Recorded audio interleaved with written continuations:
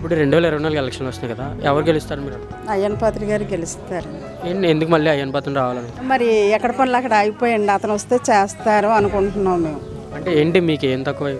మాకు తక్కువ అంటే మరి ఇక్కడ ఏ రోడ్డు లేదు, కాలువలు లేవు, లైట్లు లేవు, ఎవరికి చెప్పినా పట్టించుకోలేదు. వారంటీకి మేము 8 నెలలు అయింది లైట్లు పోయి చెప్పి చెప్పి చెప్పి నోరు నొప్పెట్టింది, వేయలేదు. వేయకపోతే అప్పుడు ఇక్కడ రమణ గారు అనేసి గాలి రమణ గారు వాళ్ళతోని మొన్న పేచి పెట్టి అదేంటి ఆ కిందనంతా లైట్లు వెలుగుతున్నాయి, ఇక్కడ లేవు, పాములు అవి తిరుగుతున్నాయి, పిల్లలతో ఇబ్బంది పడుతున్నారు అలాగనేసి అంటే మొన్న చేశారు.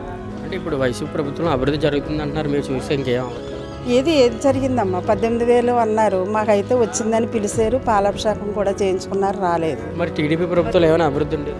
ఉండేదంటే మేము అడగడానికి కొంచెం బాగుండేది, చేసేవారు. 2024 ఖచ్చితంగా ఎవరు గెలుస్తారు? అయ్యన పాత్ర గారే గెలుస్తారు.